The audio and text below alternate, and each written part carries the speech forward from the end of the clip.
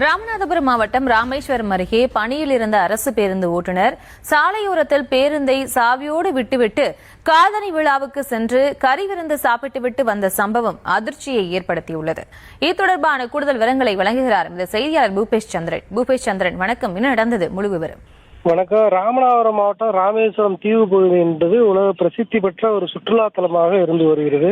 இந்த நிலையில ராமேஸ்வரத்திலிருந்து ஓலைக்குடா நோக்கி செல்லக்கூடிய 4C என்ற அரசு பேருந்து அங்கிருந்து பொதுமக்களை ஏற்றிக்கொண்டு ராமேஸ்வரம் பேருந்து நிலையம் வந்துவிட்டு அங்கிருந்து தனுஷ்கோடி செல்வதற்கான பொதுவான வழித்தடத்தை விடுத்து ராமேஸ்வரம் பேருந்து நிலையத்திலிருந்து பேக்கரும்பு என்னும் பகுதிக்கு சென்று அங்கே நடைபெறக்கூடிய ஒரு காதணி விழாவில் கறி விருந்து சாப்பிட்டு விட்டு ஒய்யாரமாக வந்த அந்த பேருந்து ஓட்டுநர் குறித்தான வீடியோ காட்சி தற்போது வெளியாகி இருக்கிறது.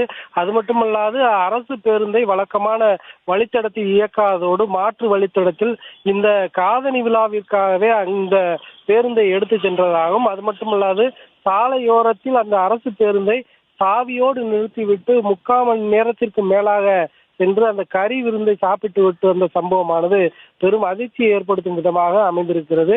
இது தொடர்பான காட்சி வெளியாக இருக்கக்கூடிய நிலையிலே அந்த போக்குவரத்து கிளை மேலாளரிடம் இது குறித்து கேட்டபோது இந்த சம்பவம் தொடர்பாக விசாரணை செய்து உரிய நடவடிக்கை எடுக்கப்படும் என்று தெரிவித்திருக்கிறார். ராமேஸ்வரம் பேருந்து நிலையத்திலிருந்து பிரதான எப்போதும் செல்லக்கூடிய வழித்தடத்தில் செல்லாமல் மாற்று வழித்தடத்தில் பேருந்தை எடுத்து சென்று சாலையோரம் சாவியோடு நிறுத்திவிட்டு சாவகாசமாக விட்டு வந்த சம்பவமானது பெரும் அதிர்ச்சியை ஏற்படுத்தும் விதமாக அமைந்துள்ளது.